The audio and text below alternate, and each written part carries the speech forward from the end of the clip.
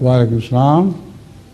حضور میرا سوال جو ہے وہ جینس کی منتقلی جو ایک نسل سے دوسری نسل میں ہوتی ہے اس سے متعلق ہے کہ اس بات کا ثبوت ملتا ہے کہ ایک نسل سے دوسری نسل میں بعض جینس منتقل ہوتی ہیں. مثلا یہ کہ شکل و صورت ایک جیسی ہوتی ہے بچوں کی ماں باپ کی طرح، اسی طرح بعض عادتیں ان کی ایسی ہوتی ہیں جو ماں باپ میں پائی جاتی ہیں، اور اسی طرح کچھ بیماریاں بعض نہیں منتقل ہوتی، ساری چیزیں منتقل ہوتی ہیں. اس طرح بیماریاں بھی ہوتی ہیں جو ان کو جن پہ اختیار نہیں ہوتا بچوں کا.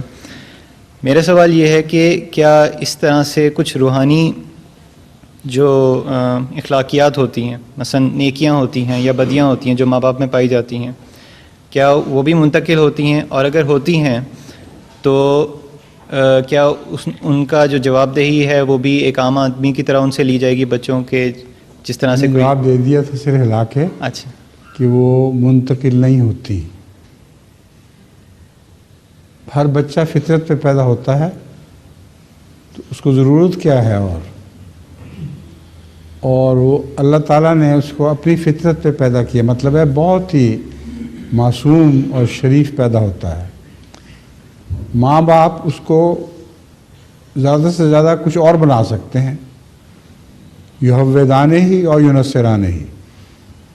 بعض ماں باپ یہودی بنا دیتے ہیں، بعض نصرانی بنا دیتے ہیں، تو بچہ بہرحال معصوم پیدا ہوتا ہے. ارد گرد کا ماحول اس کو خراب کر دیتا ہے. ضروری نہیں کہ ماں باپ ہی خراب کریں، بعض دفعہ ماحول گندہ مل جاتا ہے. ٹھیک ہے.